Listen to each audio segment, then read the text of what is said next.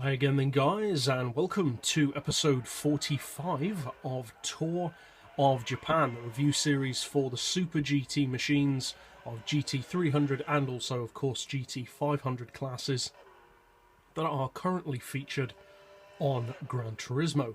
And in this episode we're featuring the second Pennzoil liveried GT-R, and this is the final Skyline which is going to be featured in the series.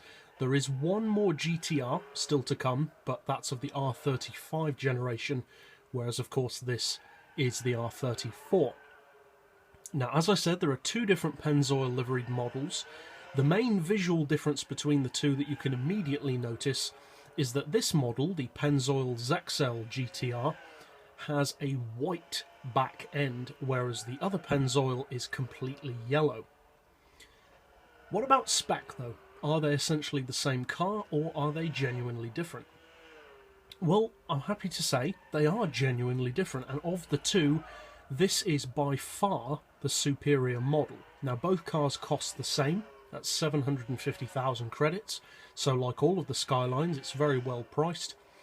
And as far as spec, they both of course have 2.7 litre engines, as almost all of the Skyline Super GT cars do, but this model has more power, more torque, more horsepower per tonne, and weighs less, so is literally superior in every way.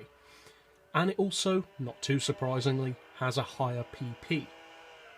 Now, this particular car puts out just under 900 horsepower per tonne, just under 950 foot-pounds of torque, and the Skyline is of course one of the best models overall for torque, and it weighs a pretty surprising, actually, 100 kilos less than the other Pennzoil model, which is one of the heaviest Super GT models at 1200 kilos compared to this car, which is 1100.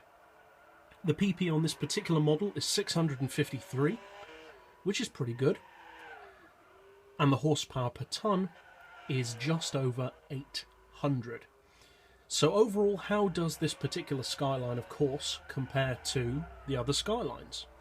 Well, fairly obviously, it's significantly quicker than the Pennzoil. The top speed is around 5 to 10 miles per hour quicker with low aero. The acceleration is superior, especially due to the torque. And overall, it is the better of the two models. Now, personally, I actually prefer the inferior model purely for the look. I like that it's completely yellow, whereas this one has the white back end, which I don't quite like as much. That said, that's a very small point, and to most people I'm sure that would be irrelevant. If you're looking for pure performance, and you're a fan of either of the Pennzoil models, this is undoubtedly the one to go for. Now, in terms of overall ability, as I've mentioned in the series before, all of the Skylines of whatever year are very, very good cars. This model is one of the better ones overall. Not necessarily the best, but definitely one of the better ones. It has one of the highest torque outputs and one of the highest horsepower ratings of the GT-Rs of the R34 shape.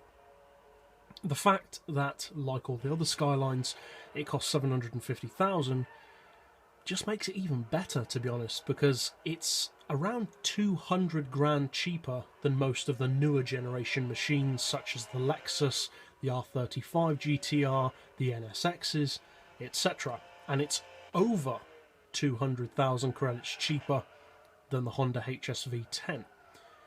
And despite being that much cheaper, it's not a bad car at all. It's actually superior, I would say, to many of them. And not just this particular model, but many of the GT-Rs are superb all-round Super GT cars.